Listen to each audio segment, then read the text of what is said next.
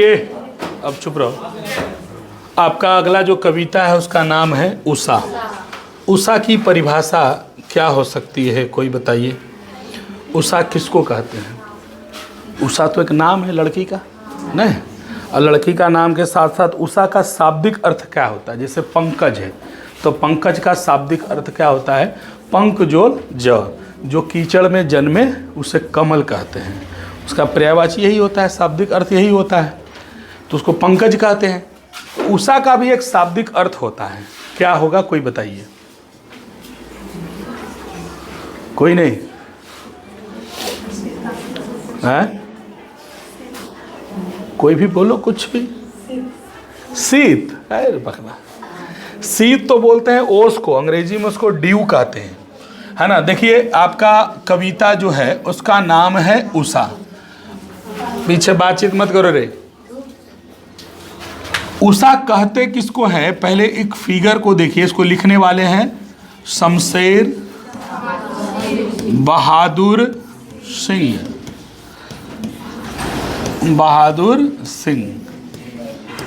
अच्छा चलिए, यहाँ दो अक्षरों पर बात करेंगे हम लोग। इन दोनों में लिखा हुआ है, यहाँ पर लिखा हुआ है शमशेर और यहाँ पर लिखा हुआ है सिंह।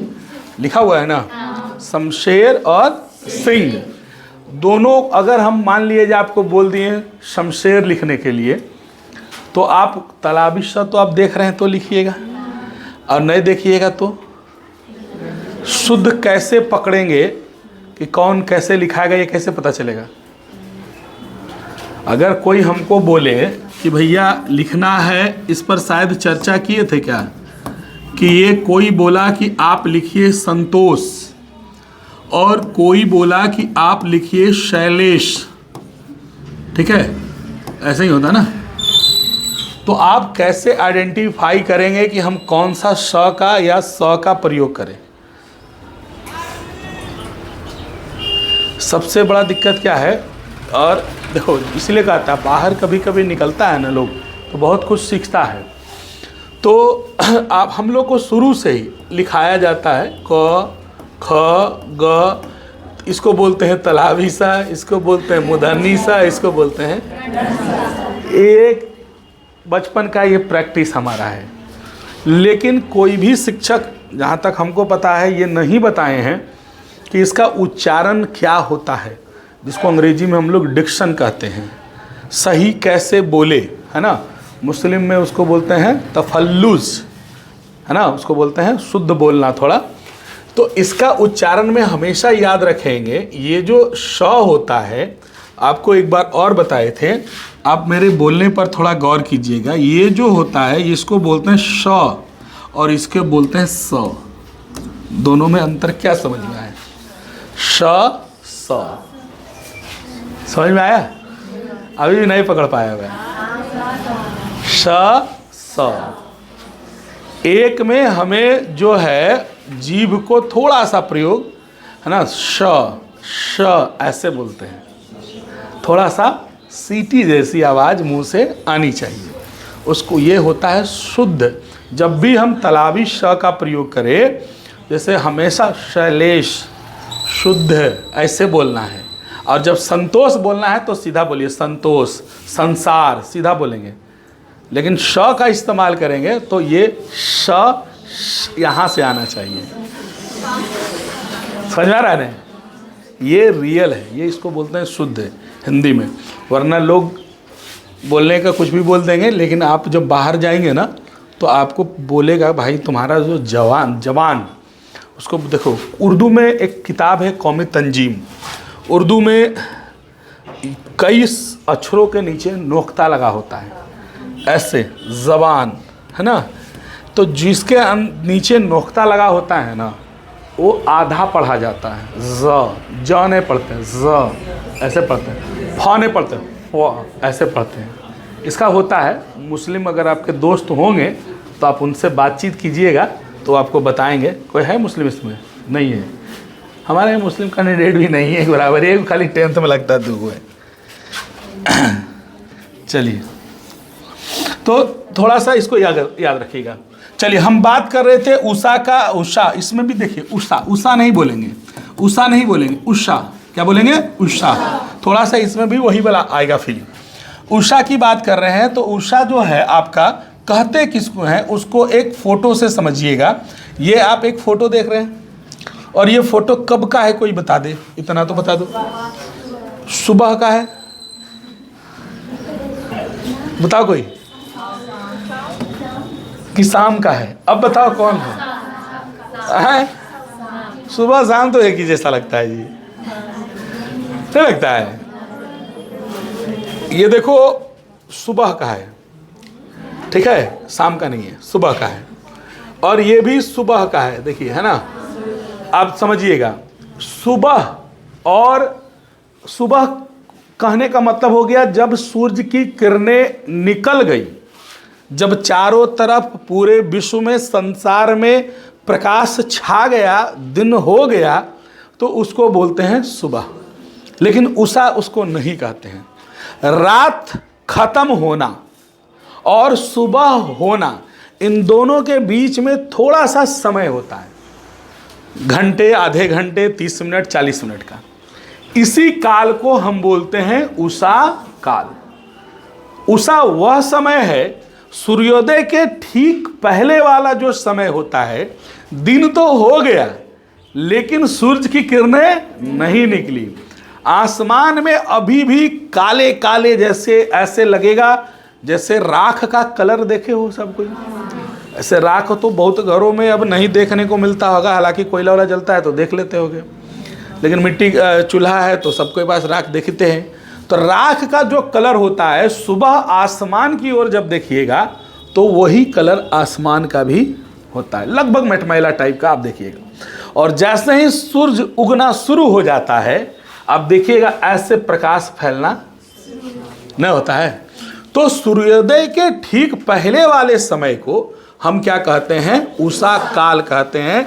उषा का मतलब होता है सुबह, प्योर सुबह नहीं, सुबह से ठीक थोड़ा पहले का जो समय है, जो दिन तो हो गया है, प्रातः काल तो हो गया है, लेकिन अभी सूरज उगा नहीं है, उसी काल को, उसी समय को हम उषा काल कहते हैं, है ना?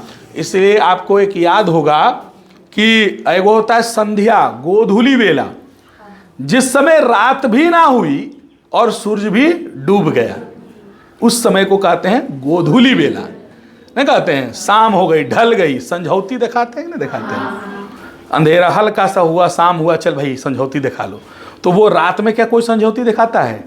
एकदम सूरज डूबता है और हम लोग संझौती दिखाते हैं, उसको बोलते हैं संझौती। शाम वाला हो गया गोधूली वेला। तो हिरण्यकश्यप वाला कहानी सुने होंगे, प्रहलाद वाला सुने होंगे।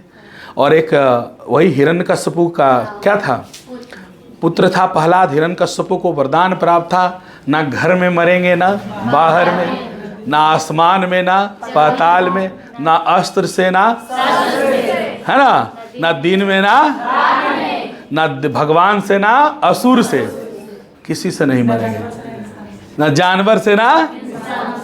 तो उसके लिए एक रूप धारण करके आए विष्णु जी, नरसिंह अवतार, आधा मनुष्य आधा नहीं हो गया। और उसको मारे ना घर में ना चौखट पे मारे। चौखट वह है, दहलीज है, बताए थे एकदम, वहां से घर की शुरुआत होती है और घर भी अंत वहीं भी होता, ना घर के बाहर है ना घर के। उसके बाद उसको मारे एकदम संझिया, एकदम गोधूली वेला में, है ना दिन ना तो समझ रहा है ना, गोधूली वेला ऐसी तो नहीं बोला गया है। उसके बाद उसको मारे ना अस्त्र से ना, तो मारे किससे? नाखून से। ना आसमान में ना तो मारे बैठा के जांग पे, नहीं। ये था थोड़ा सा, तो वही चीज है, उषा की बात हम कर रहे हैं। उषा भी उस समय को कहते हैं, सूर्योदय के ठीक पहले वाला समय, सूर्योदय के ठीक जो पहले होता है, आसमान थोड़ा काला काला मटमैला, वो राख जैसा दिखता है, उसी समय को हम कहते हैं उषा। बात समझ में आ गया? उषा। अब उषा का मतलब खाली लड़की नहीं होता है ना, उषा का मतलब होता है वो एक नए युग की शुरुआत, नए दिन की शुरुआत, जहाँ से शुरू हो जाए वो उषा हो जाता है। अब आते हैं उषा जो लिखे हैं, है ना, देखो उषा जो लिखने वाले हैं उनका नाम है शमशेर बहादुर सिंह। शमशेर बहादुर सिंह के बारे में आप जानिए कि उनका जन्म 13 जनवरी 1911 में हुआ और इनकी मृत्यु 1993 में हो गई। माता पिता अगर बात करें तो प्रभु देवी और पिता का नाम तारीफ सिंह। 1928 में इन्होंने हाई स्कूल पास किया यानी मैट्रिक बोर्ड जो होता है। 1931 में इन्होंने इंटरमीडिएट पास कर लिया। 1933 में बीए इलाहाबाद यूनिवर्सिटी, और इस बार इलाहाबाद में क्या लग रहा है जी? कुंभ मेला। 144 वर्षों के बाद ऐसा महायज्ञ बना है ना, तो उसका कुंभ मेला यहाँ इस बार लग रहा है। कितना तारीख से? कल ही से शायद शुरू है ना 13 से है, 13 से 26 है, 13 से 26 तारीख। जो पापी आदमी है जाइए स्नान कर लीजिए, ऐसे भी बिना पापी आदमी भी जा सकता है क्या? और जीवन में सब तो गलती करवे न करता है, वो क्या ना गलती करता है। तो ऐसा हम लोग का देखने का योग्य बना है। 144 साल हम लोग बचने वाले तो हैं नहीं अब क्या, और इस जीवन में देख रहे हैं तो अगर संभव है तो जाइए नहाइए, है ना। पंचम सर देखो जरूर जाएंगे नहाने, हम बता रहे हैं।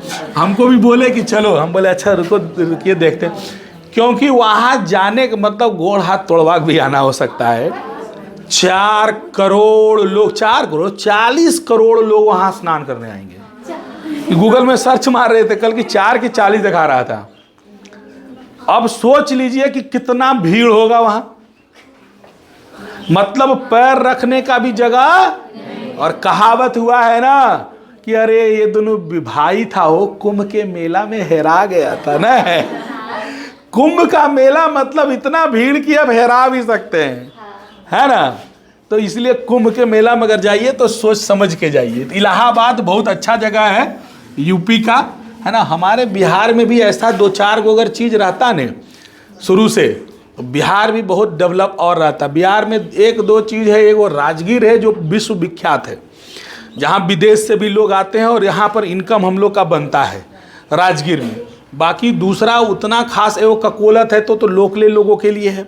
लेकिन ये जो इलाहाबाद है, संगम जहाँ हो रहा है, जहाँ पर कुंभ मेला लगने वाला है, तो वो समझिए कि कितना 40 करोड़ लोग आना, कितना खाना खाएंगे, कितना आवागमन वहाँ बढ़ेगा, कितने लोगों का इनकम बढ़ेगा, ये आप सोच नहीं सकते हैं। ऐसे ही यूपी सबसे बड़ा राज्यों में होते हुए भी अच्छा खासा डेवलप है वो। हम लोग क्या हैं, बहुत पीछे हैं। बिहार तो बीमारू राज्य में गिनती आता है, कि पिछड़ा हुआ इलाका है ये हम लोग, है ना। इसलिए बिहार को भी डेवलप अगर करना है तो देखो धर्म को भी जोड़ना होगा, यहाँ डेवलपमेंट में उद्योग धंधों को भी लगाना होगा, तब हम लोग आगे आएंगे। तो उसी इलाहाबाद से इनका जो है बीए हुआ। 1938 में इन्होंने एमए कर लिया, है ना। एमए क्या चीज़ से कही है भैया? अंग्रेजी से। उसके बाद ये आगे के पढ़ाई नहीं कर पाए, छोड़ दिए। एमए करके, एमए बहुत है, उस ज़माने में लोग जहाँ अनपढ़ होते थे वहाँ एमए कर रहे कम बड़ी बात है। 1981 से 85 तक प्रेमचंद सृजन होगा न, प्रेमचंद सृजन पीठ विक्रम विश्वविद्यालय उज्जैन के ये क्या रहे? अध्यक्ष रहे। 1978 में सोवियत संघ रूस का नाम सुने आप? उस देश की इन्होंने यात्रा भी किया। 1932 और 33 में इन्होंने अपने जीवन में पहली बार लिखना कुछ शुरू किया। दूसरा सप्तक इनका 1951 में आया। कुछ कविताएं उनकी 1959 में आई, फिर और कविताएं 61 में आया। चुका भी नहीं हूँ मैं, ये 1975 में आया। इतने पास अपने 1980 में। उदिता जो थी वो 1980 में। बात बोलेगी 1981 में। कल तुझसे होड़ है मेरी, ये आया कब? 1900। ऐसे बहुत सारी कहानी कविता उन्होंने लिखा। 1929 में उन्होंने एक स्त्री जिसका नाम धर्म देवी, उससे इन्होंने विवाह कर लिया। हालांकि शादी के मात्र 4 साल के बाद ही उनकी पत्नी की क्या हो गई? मृत्यु हो गई। उसके बाद उन्होंने परिवार विहीन अनिश्चित जीवन जिया। परिवार विहीन मतलब आदमी परिवार को भी छोड़ दिया, मैंने दुनियादारी छोड़, कोई मतलब नहीं, बस अपने जीवन से खाली मतलब इनको रह गया। बहुत ज़्यादा देखो पत्नी है, प्रेम बहुत ज़्यादा होगा। वो वाला कौन प्रेम, नाम सुने हो? किसका उदाहरण बताओ का? वो पत्नी प्रेमी वाला आदमी मालूम है कि नहीं मालूम है? अरे एक आदमी जो पत्नी बेचारी मायके चली गई, है ना, कालिदास नहीं तो बाढ़ आवल नदी में पार करके चल गए, नहीं खिड़की पे चढ़ गए, पत्नी से इतना प्रेम था। और उसके बाद क्या हुआ, पत्नी उनको धुतकार दी, बताइए कि आप इतना हमसे प्रेम करते हैं, इतना थोड़ा भगवान से भी प्रेम कर लेते हैं, और जो आप सोच रहे हैं कि रस्सी चढ़ के आए हैं वो सांप था, और जो लकड़ी समझ के आए वो मुर्दा था, और उससे पार हो गए आप, ये भरी बरसात में आप आए हैं। तो कालिदास को बड़ा क्षोभ हुआ, तकलीफ हुआ, और उसी समय से वो मतलब भगवान की भक्ति में क्या हो गए, और कालिदास कवियों में श्रेष्ठ माने जाते हैं। चलिए आइए अब कविता शुरू करते हैं। प्रातः नभ था, नभ बोलते हैं आसमान को, है ना, आसमान, अंबर, ये सब जो पर्यायवाची शब्द है, नभ, है ना, किसका है, आसमान का है।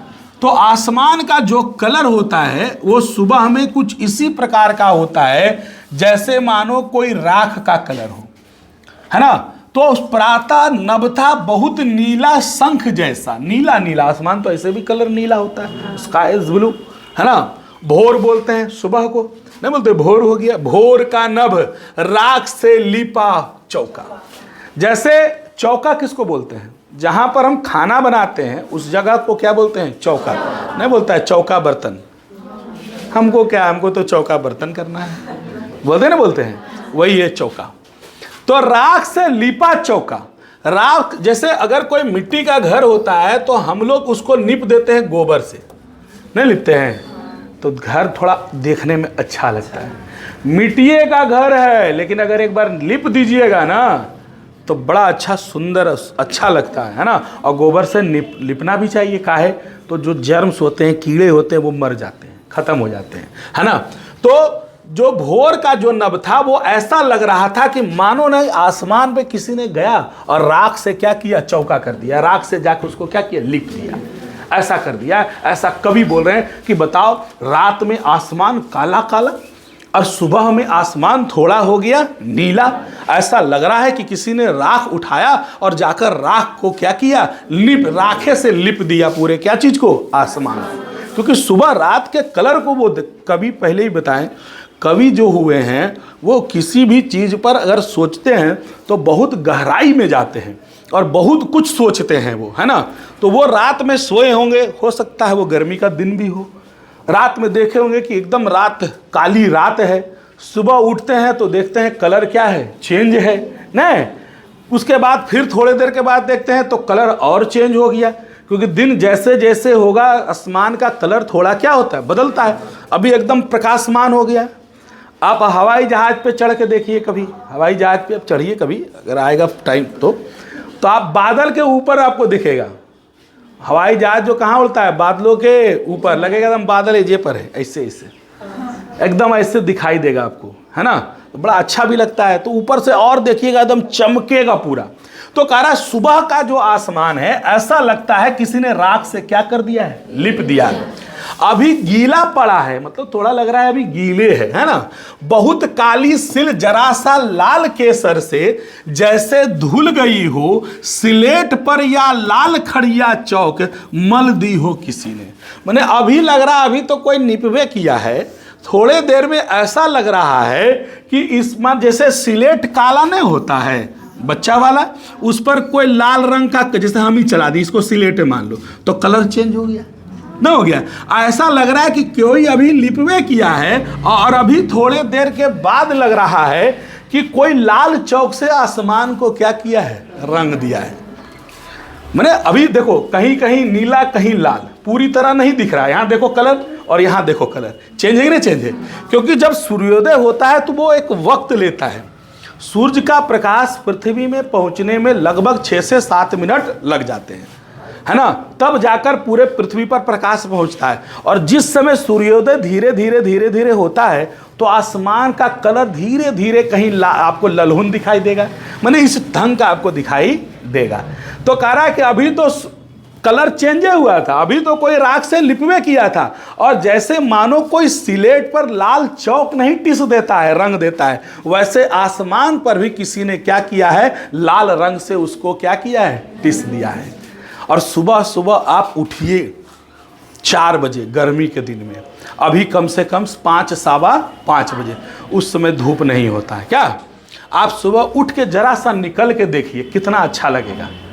कितने लोग हैं जो सुबह 5 बजे उठते हैं? कोई नहीं,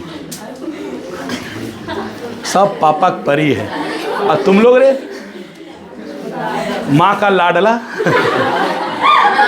हाँ? आज जमाना उल्टा हो गया है ना। पापा की परियां, पापा का बेटा मेरा बेटा है ये, है ना। ठीक है, हम उसको बुरा नहीं मानते हैं, आई सब माँ का लाडला हो गया, उसमें हम लोग भी हैं, ऐसा बात नहीं है। तुम लोग कोई भी ऐसा आदमी नहीं है जो 5 बजे सुबह उठता है। एक 5 बजे उठ जाता है, सोता कै बजे? 11 बजे सो जाता है, 5 बजे उठ जाता है। चलो अच्छा है, फिर सो जाता है।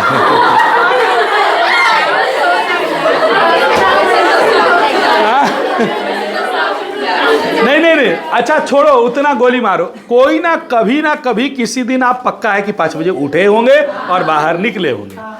उस दिन का फीलिंग बताइए कितना अच्छा लगता है। आप जिस दिन सुबह उठ के एक बार बाहर जाकर घूम के चल आते होंगे, इतना अच्छा लगता होगा कि आप कह नहीं सकते हैं। और आप 8-9 बजे उठ के देखिए तो उतना आपको मजा नहीं आएगा। सुबह का आपको हवा भी कहा गया है, morning wind is the medicine of the whole day. सुबह की हवा दिन भर की दवा है, ये कहावत है। अगर सुबह का हवा जिसने खा लिया तो समझो उस दिन भर का दवा खा लिया उसने, उसको बीमार होना नहीं है। तो सुबह उठना चाहिए। सुबह का आप एक बार सैर करके आइएगा ना, थोड़ा बहुत भी घूम लीजिएगा, छत पर भी आप देखिएगा, तो आपको बड़ा अच्छा वाला फीलिंग आएगा, लगेगा कि हम मतलब ठीक है।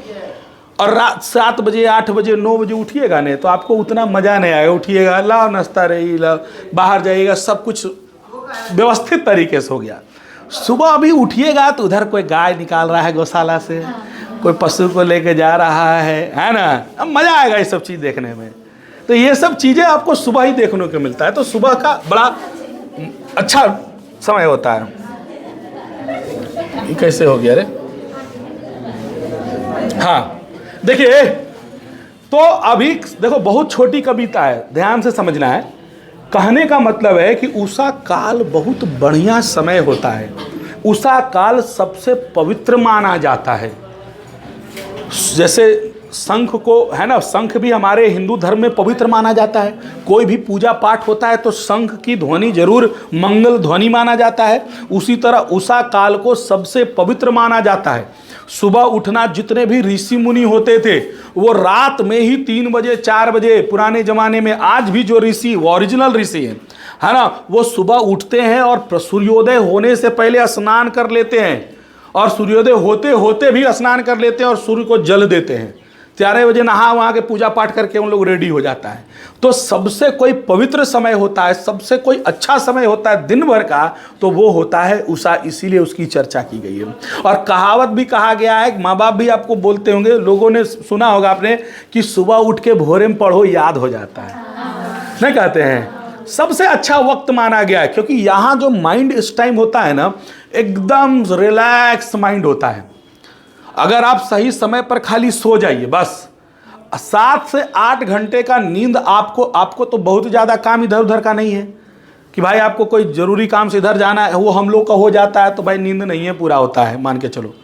आप लोग का तो नींद एकदम पूरा होना चाहिए, एकदम 7 से 8 घंटा इस टाइमिंग पर सोइए कि 5-6 बजे अगर उठना चाहते हैं तो 5-6 बजे उठ जाइए, और उसी टाइमिंग पर क्या कीजिए, सो जाइए 7 घंटा पहले।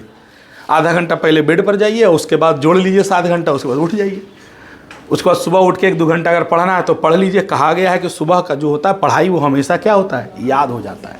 सुबह में देखो ब्रेन भी आपका ज़्यादा एक्टिव होता है 3 बजे भोरे, नहीं? और लगेगा कि खटिया हमारा गिर रहा है, ऊपर चल गए, ऊपर से नीचे गिर रहे हैं, नहीं होता है। स्वप्न का जो समय होता है वो भी कब होता है, एकदम भोर वाला पहर। और कहता है सुबह सुबह वाला सपना कभी याद भी रह जाता है, नहीं? और सपना कभी कभी कहता है सच भी हो जाता है। कोई सपना में फिल्म देखे हो कि नहीं देखे हो कि वीडियो हॉल में वो नया फिल्म आया देख रहे हैं? हम बड़ी देखे हैं सपना मतलब क्लास उलास में या कहीं चर्चा हुआ ने कि कल वो फिल्म आवेला हो, तो हम लोग दिमाग में शाम में चर्चा हुआ, ऐसा हुआ, तो रात में सपन वही आ गया मन में, अरे फिल्म गए देख रहे हैं, पूरा हॉल में जा रहे हैं, फिल्म देख रहे हैं, ऐसा होता है दिमाग में चलता है। कोई लोग डाइन का, कोई चुड़ैल का, कोई भूत का, है ना, कोई लोग नरेटिए चिप रहा लो आके, ऐसे कई कहानियां हैं। चलिए, तो उषा काल जो होता है बहुत पवित्र समय होता है, बहुत अच्छा समय होता है। सूर्योदय के ठीक पहले वाले समय को उषा काल कहते हैं। इस समय मानो आसमान में कोई राख जाकर निप दिया हो, थोड़े ही देर में जैसे काली स्लेट पर लाल खड़िया से कोई टिस दिया हो, उसी प्रकार से आसमान में भी लाल लाल कलर दिखाई देने लगता है। और जैसे ही सूर्य उगना ज़्यादा शुरू हो जाता है, सूर्योदय पूरी तरह से कंप्लीट होना शुरू हो जाता है, लगता है नील जल में या किसी की गौर, गौर बोलते हैं एक सुंदर स्त्री, खूबसूरत महिला, गोरी महिला, उसको बोलते हैं गौर। झिलमिल का मतलब होता है कभी ज़्यादा कभी कम, झिलमिलाना। देखते हो कभी प्रकाश बढ़ जाएगा कभी प्रकाश, तो कहता है झिलमिला ही नहीं हो, नहीं कहता है, मैंने कभी बताएगा कभी नहीं बताएगा, वैसे होता है झिलमिलाना। देखो कहीं प्रकाश ज़्यादा कहीं कम, उसको बोलते हैं झिलमिल करना। तो कह रहा ऐसा लगता है मानो जब सुबह सुबह आसमान से सूरज का किरण निकलती है और पानी पर पड़ती है तो पानी भी चमकता है, एकदम झलझल झलझल झलझल दिखाई देगा, है ना। और उसको कह रहा लगता है कि जैसे गौर झिलमिल, गौर बोलते हैं सुंदर स्त्री, जैसे किसी पानी में, किसी तालाब में, किसी नदी में कोई सुंदर सी स्त्री स्नान कर रही हो, उसमें ऐसा प्रतीत होता है, ऐसा देखने में लगता है जैसे हिल रही हो। और जादू टूटता इस उषा का अब सूर्योदय हो रहा है। और उषा का जो जादू है ये बहुत कम समय के लिए होता है ना। जो देखा सो देखा, नहीं देखा तो वो सूर्योदय हो गया। सूर्योदय बहुत ज़्यादा, उषा जो होता है बहुत ज़्यादा देर का नहीं होता, ये थोड़े समय के लिए होता है। और थोड़े समय के बाद, इसके बाद क्या आ जाता है, सूर्योदय आ जाता है। यानी इस पूरे चैप्टर में आप एक लाइन समझिएगा, सीधी सी बात, कि उषा जो है, उषा किसको कहते हैं भाई, सूर्योदय के ठीक पहले वाले समय को हम क्या कहते हैं, उषा काल कहते हैं, है ना। सूर्योदय के पहले, ठीक पहले, पहले नहीं ठीक पहले, है ना, इसको क्या कहते हैं, उषा। और इस समय ऐसा लगता है मानो आसमान में किसी ने राख से जाकर क्या कर दिया हो, लिप दिया हो। लेकिन थोड़ी देर में जब आसमान से सूर्य की प्रकाश यहाँ पर पहुँचती है तो कहीं कहीं रंग इसका क्या हो जाता है, काला, लाल हो जाता है, मानो किसी इस काले सिलवेट पर किसी ने लाल खड़िया से क्या कर दिया हो, टिस दिया। देहाती भाषा टिस देना नहीं, हमने कहता हमारे सटवा में टिस दल के सर गाँव बुतरबन में कहता है ऐसी, टिस दिया सर हमारा सटवा में, आंगवा कहता है सर हमारा आंगवा दल के खराब कर रहा है, ये सब चीज़ है। तो टिस दिया हो, है ना, ऐसा लगता है। और सुबह जैसे ही प्रकाश बढ़ने लगती है तो झिलमिल झिलमिल करता हुआ, क्या है,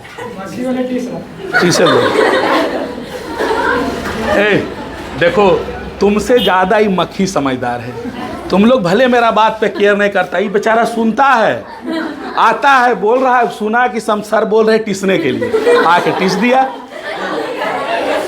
तो तुम लोग को बोलते हैं तो सुनबे नहीं करता है, तुम लोग बोलते हैं याद करो तो याद नहीं करता है, देखता है दिमाग बैठ जाएगा कभी कैमरा पे कभी कहाँ पर। तुमसे ज़्यादा आज्ञाकारी विद्यार्थी है। कहाँ गया जी, अच्छा जाए दो। तो जैसे सूर्य का प्रकाश पृथ्वी पर, आसमान पर और पहुंचने लगता है ना, वैसे ही लगता है मानो किसी जल में कोई सुंदर सी स्त्री स्नान कर रही हो, झिलमिल कर रही हो, एकदम अच्छा लग रहा हो देखने में। और थोड़ी ही देर में उषा का जादू क्या हो जाता है, खत्म हो जाता है। और उषा का जादू खत्म हुआ और शुरू हुआ। और जब तक सूर्योदय ना होगा आप घास पर देखेंगे ओस की बूंदे ऐसे ही दिखने लगेगी। और जैसे ही सूर्य की किरण इस पर पड़ती है और ये रिफ्लेक्ट मारता है तो लग चमकता है ये भी, नहीं चमकता है? एकदम लगेगा कोई नागमणि नहीं होता है, उसको डायमंड वैसा चमकता है। और थोड़ा सा धूप हुआ, ओस भी क्या हो गया।